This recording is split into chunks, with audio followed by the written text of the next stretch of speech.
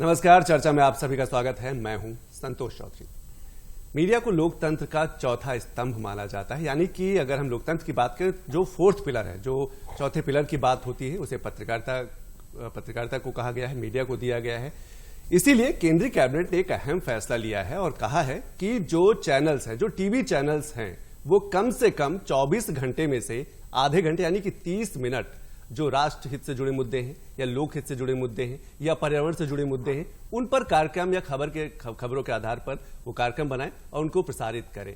ये एक बड़ा विषय है कि पहली बार है कि जो मीडिया को एक दिशा निर्देश भी दिए गए हैं और कहा गया है कि लोक हित, राष्ट्र हित से जुड़े जो मुद्दों पर वो फोकस करे ताकि लोगों तक जन जागरूकता फैले। और जो पत्रकारिता का अहम मुद्दा है या ये कहें कि जो पत्रकारिता का उद्देश्य है वो भी पूरा हो। आज इसी विषय पर बात करेंगे और इस विषय पर बात करने के हमारे साथ दो मेहमान भी जुड़े, लेकिन उससे पहले पॉइंटर के माध्यम से, ग्राफिक्स के माध्यम से हम ये समझ लेते हैं कि केंद्रीय कैबिनेट ने कौन कौन से बड़े फैसले लिए हैं गुणवत्ता को लेकर, कंटेंट की गुणवत्ता को लेकर, टीवी का कंटेंट है गुणवत्ता को लेकर। ग्राफिक्स के माध्यम से पहले हम समझ लेते हैं।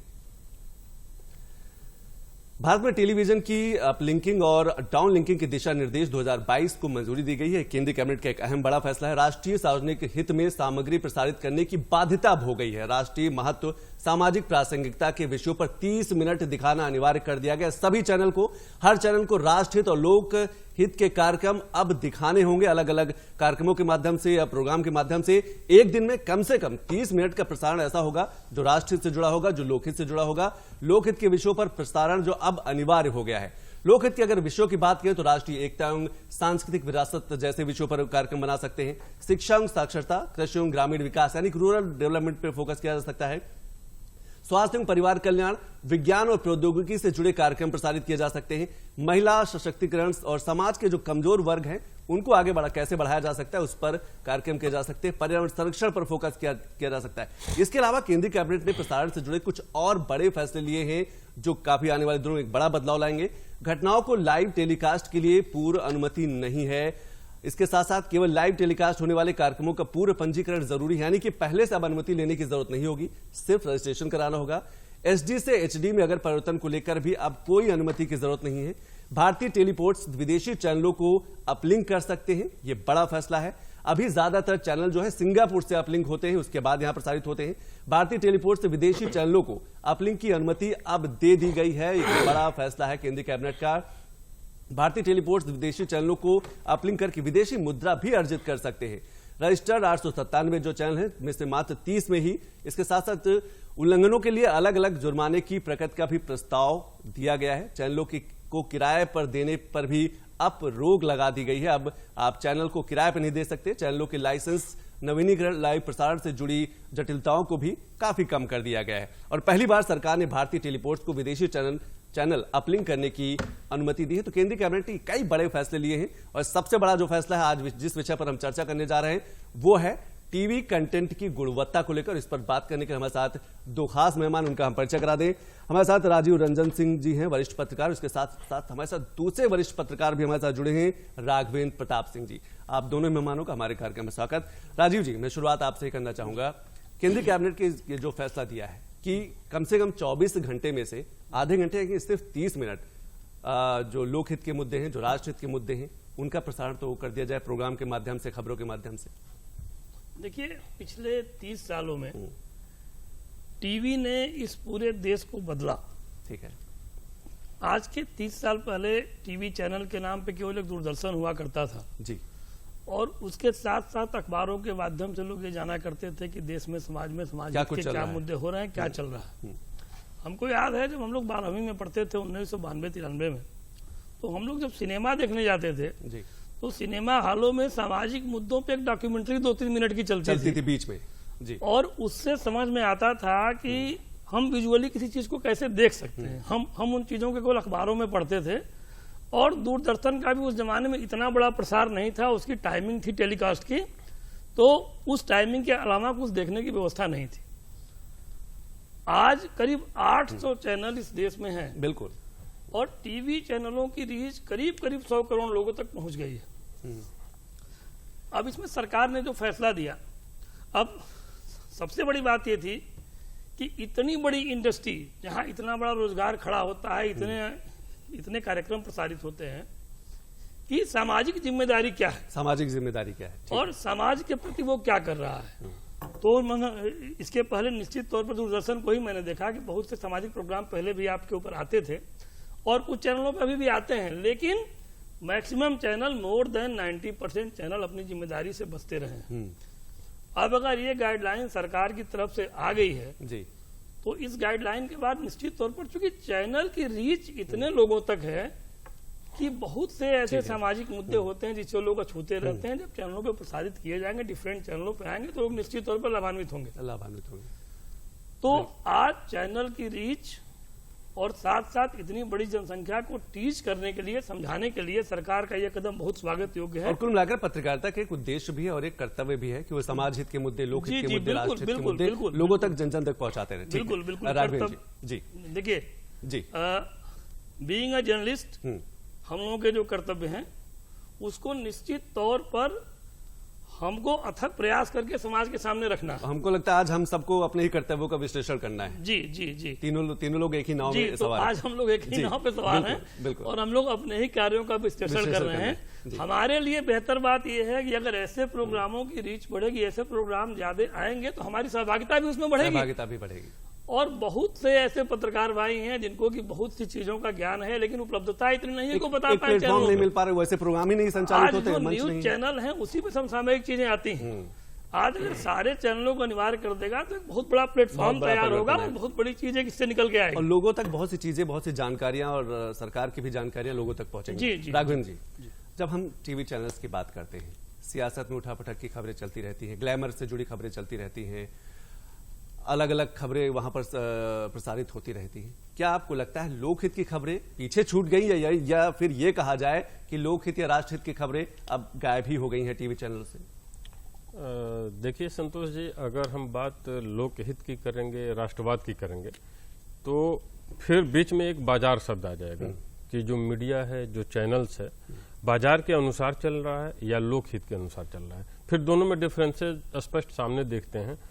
अब देखिए चैनलों में अगर हम ये दिखाएं कि फलाने बच्चे ने मूली उखाड़ी, फलाने नायिका 7 महीने में शादी के बाद बच्चे को जन्म दिया, इससे अच्छा है कि हम लोकहित में, देश हित में, राष्ट्र हित में इस तरह के कार्यक्रम ऑर्गेनाइज करें। ये एक विडंबना है कि 897 चैनलों में 30 चैनल ही यहाँ सूचना एवं संचार मंत्रालय से इनपैनल्ड हैं और वो अपना दिखाते हैं इस तरह के कार्यक्रम आधे घंटे का। हम कहते हैं लोकहित जहां आ गया वहां तो जितने भी भारतीय नागरिक हैं उसमें हम हैं, आप हैं, आम जनता है, सबकी जिम्मेदारी बन जाती है भारतीय संविधान के अनुसार कि हम लोकहित में अच्छे कार्य करें, लोकहित में, राष्ट्रहित में अच्छे रिजल्ट दें। अब चैनलों की जो आपाधापी है कि हम क्यों नहीं दिखाते हैं, क्योंकि हमें लगता है कि इस चैनल से पता नहीं, हम जब प्रॉफिट के हिसाब से देखते हैं कि इसमें क्या हमें मिलेगा क्या नहीं मिलेगा, तो हम ऐसे प्रोग्राम्स को डिनाई कर देते हैं, किनारे कर देते हैं। जिन चैनलों में, वो चाहे फिल्म इंडस्ट्री की खबरें हों या किसी भी अन्य सेगमेंट की खबरें हों जिनमें बहुत ही तड़क मसाला या अन्य सारी चीजें हों, वो दिखाने में हम ज्यादा विश्वास करते हैं, उससे दिखाते हैं। अब ये जो भारत सरकार का एक निर्णय आया, आप देखिए, ये जो पुराने जो भी वरिष्ठ पत्रकार हैं वो अब अपने जूनियर को भी बताएंगे, चलो तुम्हें राष्ट्रीय हित पे काम करना है, अच्छा महिला सशक्तिकरण पे करना है, इन बिंदुओं पे तुम अपना सेगमेंट तैयार करो, अच्छा तुम्हें कृषि पे करना है, देखो कृषि पे हमारी जानकारी है, तुम इन बिंदुओं को टच करो, इस पे अपनी रिपोर्ट तैयार करो। तो एक बहुत ही अच्छा माहौल पनपेगा और जितने भी इस तरह सेगमेंट हैं, चाहे हमारे राष्ट्रीय धरोहर हो। जी, आपने काफी अहम मुद्दा उठाया है और जो वरिष्ठ पत्रकार हैं, जो बड़े लोग हैं, जो सीनियर हैं, उनकी एक अहम बड़ी भूमिका है। लेकिन एक चीज और मैं आपसे समझना चाहूंगा, आपने बाजारवाद की बात की और लोकहित की बात की, क्या दोनों में संतुलन नहीं बिठाया जा सकता? ये तो नहीं कहा गया कि सिर्फ बाजारवाद आप छोड़ दीजिए, बिजनेस आपने छोड़ दीजिए, सिर्फ राष्ट्रीय लोकहित के मुद्दे से जुड़े कार्यक्रम दिखाइए, क्या संतुलन नहीं बनाया जा सकता? देखिए, संतुलन बनाया जा सकता है और संतुलन बनाना बहुत आसान काम भी है। हम कारपोरेट कल्चर की तरफ जाने के बजाय राष्ट्र हित में बहुत ही सादे सेगमेंट में भी अपनी खबरों को दिखा सकते हैं, इस तरह के प्रोग्राम्स को ला सकते हैं। और इसके साथ साथ मैं एक शब्द और जोड़ना चाहूंगा कि जनता को भी सोचना होगा कि अच्छे प्रोग्राम्स अगर राज्यसभा चैनल पे, दूरदर्शन पे, आकाशवाणी पे दिखाए जाते हैं तो आप उनको देखिए। हम क्यों प्राइवेट चैनल्स के उन खबरों को देखते हैं जिनकी बाद में हम आलोचना करते हैं कि अरे यार ये तो प्राइवेट चैनल पता नहीं क्या दिखाते हैं, एकदम से पता समझ में नहीं आता, लेकिन हम देखते जरूर हैं। तो जनता को भी इन चीजों से दूर होना पड़ेगा कि जो हमें नहीं पसंद है वही देख रहे हैं और उसी की आलोचना कर रहे हैं। उससे अच्छा है कि जहां पे आपको अच्छे कार्यक्रम राष्ट्र हित में, लोक हित में, देश हित में दिखाए जा रहे हो उसको आप देखिए, उनकी टीआरपी बढ़ाइए, अपने आप सभी लोग अट्रैक्ट होंगे कि नहीं हमें ये दिखाना चाहिए। वैसी खबरें लोग देखना शुरू कर देंगे तो टीआरपी अपने आप ही बढ़ जाएगी। बिल्कुल। राजीव जी, हम राघवेंद्र जी की बात को आगे बढ़ाना चाहेंगे। लोगों की पसंद बदली है या फिर लोगों की पसंद के अनुसार खबरें प्रसारित की जा रही हैं, क्या आपको लगता है? और हम उनकी बात कर रहे हैं जो जिसको लोकतंत्र का चौथा स्तंभ कहा गया है, एक बड़ा दर्जा दिया गया है। नहीं देखिए, और उसमें जब भी कुछ कहा जाता है, जब भी तर्क वितर्क होता है तो ये कहा जाता है कि लोग जो देखना चाहते हैं हम वो दिखा रहे हैं। क्या ये तर्क सही है? नहीं संतोष जी, देखिए इस बात से मैं आंशिक रूप से सहमत हूं। जैसे बाजार और जर्नलिज्म दोनों के बीच क्या संबंध है जी। आज आपको भी पता है कि पत्रकारिता की जो इंडस्ट्री है ये बहुत संघर्षों के दौर में है, और अगर बाजार का सहयोग इसको नहीं मिलता तो जो आधुनिक तकनीक है, जो आधुनिक चीजें हैं, शायद पत्रकारिता उस स्तर पे नहीं जा पाती। तो अगर पत्रकारिता ने बाजार का सहयोग लिया है तो बाजार भी कुछ इसमें आएगा, लेकिन हर पत्रकार का यह धर्म है कि वह सच्चाई को, रेलिवेंट बातों को समाज के सामने रखे। अब अगर मान लीजिए कि अपनी इसी मूल जिम्मेदारी से पत्रकार हटता है या चैनल हटता है तो निश्चित तौर पर गाइडलाइन इसके लिए इशू होनी चाहिए। एक बात, अब मैं एक उदाहरण आपको बताऊं कि एक इंद्राणी मुखर्जी, आपको याद होगा, अपनी बेटी की हत्या कर दिया था, सीना बोरा एक केस हुआ था जी, आज के 5-6 साल पहले। उस समय मैं कहीं से आता था और जब चैनल जैसे टीवी खोलता था तो सारे लीडिंग चैनल पे मुझसे पूछा यार ये क्या पूरे दिन तुम लोग के चैनल पे चल रहा है। सबने एक बात क्या बताई कि अगर एक चैनल ने उसको उठा लिया है तो बाकी और हम अगर नहीं चलाएंगे तो हम पीछे हो जाएंगे, टीआरपी उसी पे है। तो टीआरपी भी जरूरी है, लेकिन टीआरपी के साथ साथ पत्रकार का जो फर्ज है, पत्रकारिता का जो फर्ज है वो निश्चित तौर पर पूरा होना चाहिए। और आज सरकार की गाइडलाइन उसी दिशा में एक आंख खोलने वाला कदम खोलने वाला है। बिल्कुल जी। राघवेंद्र जी, क्या जो चैनल्स हैं वो फैक्ट्री की तरह काम कर रहे हैं? जैसे एक फैक्ट्री में एक प्रोडक्ट बनता है, फिर मार्केट में जाता है, उसको बेचा जाता है, लोगों के सामने पेश किया जाता है, क्या वैसे ही आप इस समय जो चैनल्स है वो लगातार काम कर रहे हैं? और उन सब की भागम भाग में जो दूसरे मुद्दे हैं, चाहे ग्रामीण विकास की बात करें, चाहे शिक्षा की बात करें, चाहे हम सामाजिक उत्थान की बात करें, लोकहित की बात करें, ये मुद्दे कहीं ना कहीं गायब हो गए। देखिए, जिस तरह की खबरें लगातार प्रसारित की जाती हैं, जैसे हमारे साथी राजीव रंजन जी ने कहा कि बाजार को हम साथ में लेकर चलें तो ही बेहतर है, कहने का अर्थ यही था कि हम उसे नकार नहीं सकते। लेकिन मेरा मानना है कि जिस तरह की खबरें ऑन एयर ज्यादा समय तक की जाती हैं उस सेगमेंट को कम किया जा सकता है, लोकहित के मुद्दे को दिखाया जा सकता है, लेकिन हम नहीं दिखाते हैं। आप देखिए, कोई ऐसी घटना घटती है, कहीं पे बलात्कार की बात हो जाए या किसी मिनिस्टर के इस्तीफे की वैसी बात हो जाए, तो उसको हम 24 घंटे 48 घंटे कंटिन्यू दिखाते हैं, अन्य मुद्दे सब छूट जाते हैं। तो उस समय दर्शक भी तो कहता है कि क्या चैनलों के पास अब इस समय और कोई न्यूज ही नहीं है, एक ही न्यूज लगातार 12 घंटे से चल रही है, 16 घंटे से चल रही है। जी, एकदम वही मैं अगली लाइन बोलने जा रहा था कि उस समय यही लगता था कि क्या देश में यही एक मामला है, यही मुद्दा है। जो चैनलों के माध्यम से ये दिखाया जाता है ना लगातार, उससे जनता कहीं न कहीं भी अब उबने लगी है, और इसीलिए चैनलों पे लोग भरोसा करना कम कर दिए हैं, थोड़ा प्रिंट के तरफ या दूरदर्शन के तरफ बढ़ रहे हैं कि अरे यार चलो अखबार में पढ़ लो, मैगजीन में पढ़ लो, या दूरदर्शन ही थोड़े देर देख लो। आप देख लीजिए, दूरदर्शन की रीच पहले की अपेक्षा बढ़ी है। क्यों बढ़ी है? क्योंकि खबरों से लोग खुश हो रहे हैं, उनको लग रहा है कि नहीं ये तो जो दिखा रहा है हमारे कृषि के लिए बहुत फायदेमंद है, ये तो किसानों के लिए दिखाया जा रहा है, अरे ये तो हमारे युवाओं के लिए कुछ दिखाया जा रहा है, अरे देखिए स्वास्थ्य की चर्चा चल रही है, ये तो हमारा हेल्थ कैसे अच्छा रहेगा उसके लिए बहुत अच्छी जानकारी दी जा रही है। तो प्राइवेट चैनलों को अगर खुद नहीं चेते तो चलिए सरकार ने ही चेता दिया, अब कम से कम आधे घंटे दिखाएंगे। मेरा तो मानना है कि चैनलों को एक मिसाल पेश करनी चाहिए, आधे घंटे क्यों, हम 1 घंटे का सेगमेंट। वो आधा घंटा का जो समय अभी निर्धारित नहीं हुआ है, हो सकता है रात में 12 बजे वो आधा घंटा है, तो 12 बजे कौन देखेगा? ऐसा समय वो दिखाएंगे कि जब दर्शक ही नहीं होंगे, जब लोगों तक बात ही नहीं पहुंची। ये भी हाँ, ये एक टेक्निकलिटी आपने संतोष जी बहुत अच्छी कही। इस पे सरकार को ये टाइमिंग तय करनी होगी कि आप इतने बजे से इतने बजे के बीच में ही ये दिखाएं, क्योंकि इसमें ये बातें आ सकती हैं कि ये आधे घंटे उस समय तय किया जाए जिस समय हर आदमी सोने जा चुका हो या सो रहा हो, या ऑफिस में दिन में ऐसे समय व्यस्त हो कि उस समय दिखा दो, फिर बाद में कहो कि ये तो जनता देखना ही नहीं चाहती। राजीव जी, जी अगर हम युवा पीढ़ी की बात करें, हम सभी जानते हैं कि युवा पीढ़ी राष्ट्र को आगे बढ़ाते हैं, राष्ट्र की नींव माने जाते हैं। पत्रकारिता के क्षेत्र में जो आने वाले युवा पीढ़ी है, अब एक देखा गया है कि जो युवा पत्रकारिता के क्षेत्र में अपना भविष्य बनाना चाहता है, लेकिन वो ऐसी बीट नहीं लेना चाहता, ग्रामीण विकास से जुड़ी बीट पर काम नहीं करना चाहेगा, पर्यावरण से जुड़ा जो क्षेत्र है उस पर काम नहीं करना चाहेगा, शिक्षा या सामाजिक उत्थान से जुड़ी खबरों से वो अपने को नहीं जोड़ना चाहेगा, उसे चाहिए राजनीति से जुड़ा बॉलीवुड, ग्लैमर, ऐसी खबरें। क्या आपको लगता है इसमें भी कहीं ना कहीं बड़ा परिवर्तन लाने की जरूरत है? नहीं, देखिए, परिवर्तन लाने की तो हमेशा जरूरत थी, आज है, पहले भी थी। अब आपने जो कहा कि देखिए राजनीतिक बीट सामान्य पत्रकारों की सबसे बड़ी पसंद होती है, इसलिए कि राजनीति से ग्लैमर छुपा है, ग्लैमर छुपा जी, और उस ग्लैमर की आड़ में पत्रकार वहीं जाना चाहता है। अब इसके साथ साथ टीवी चैनलों पे, अखबारों में भी मैक्सिमम खबरें राजनीतिक ही रहती हैं, तो उसको भी ये लगता है कि परफेक्शन इसी में आएगा तो हम आगे बढ़ेंगे। आज चैनलों को बड़ा दिल दिखाना पड़ेगा, जब ऐसे प्रोग्राम बनाएंगे तो फिर उसमें भी उनको परफेक्ट आदमी चाहिए। तो आज जब सामाजिक मुद्दों पे कार्यक्रम बनेंगे, जैसे राघवेंद्र जी ने बताया, मान लीजिए महिला का कोई मामला है, अब अगर उस पर प्रोग्राम बनाना है तो पूरी स्टडी तो उसकी करनी पड़ेगी ना, बिल्कुल उसकी पूरी स्टडी करनी पड़ेगी, पूरा रिसर्च करना पड़ेगा। हम लोग जब आप लोगों को डिबेट में आते हैं तो तैयार होके आते हैं कि जो आपके विषय होंगे उसका जवाब कैसे देंगे, आधे घंटे के डिबेट में इतनी तैयारी करके आते हैं। तो जो भी आदमी इस पे प्रोग्राम रोज आधे घंटे का करेगा तो इतनी तैयारी करके आएगा। तो अगर ऊपर से ऐसा माहौल बनेगा, देखिए पत्रकारिता में राजनीतिक माहौल इतना मजबूत है कि पत्रकार उससे निकल ही नहीं पाता। वो जो एक ग्लैमर है पत्रकारिता का कि मंत्री जी का इंटरव्यू और इनका, तो उससे पत्रकार निकल नहीं पाता है।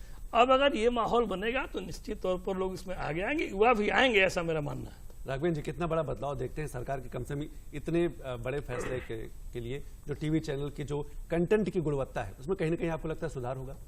देखिए, मेरा मानना है संदीप जी कि बहुत ही व्यापक सुधार होने की संभावनाएं हैं, क्योंकि वही बात आएगी, राजीव रंजन जी ने जैसा कहा कि हम तैयारी तो करेंगे, अगर आधे घंटे का ही हमें बनाना है तो हमें 10 घंटे तो पढ़ने ही पड़ेंगे, हमें 10 पेज तो लिखने ही पड़ेंगे। बिल्कुल। जब हम 10 पेज तैयार करेंगे तब जाके हमारा 4 पेज आधे घंटे में सेट होगा, और तब हम कुछ बता पाएंगे, चाहे वो कृषि की बात की जाए या महिला सशक्तिकरण की बात की जाए या युवाओं की बात की जाए, जिस सेगमेंट में भी आप तैयार करें। इससे सबसे बड़ा जो फायदा मिलने वाला है कि जो राष्ट्रीय विरासत, सांस्कृतिक विरासत थी जो गुम होती जा रही थी, जिससे आम जनता जो गाँव में बैठी है या दूर दराज क्षेत्र में है, जिसे स्कूल कॉलेज में बहुत ज्यादा जानकारी नहीं मिल पाती थी, आज तो मोबाइल के माध्यम से सबके मोबाइल में सारे चैनल्स हैं, तो कम से कम उसे सांस्कृतिक विरासत की जानकारी मिलेगी, हमें महापुरुषों के बारे में जानकारी मिलेगी। इसके अलावा किस सेगमेंट में क्या कमियां हैं, सरकार द्वारा क्या अच्छे काम किए जा रहे हैं, चाहे कृषि की बात की जाए, महिला सशक्तिकरण की बजाय बाल शिशु के बारे में बात की जाए,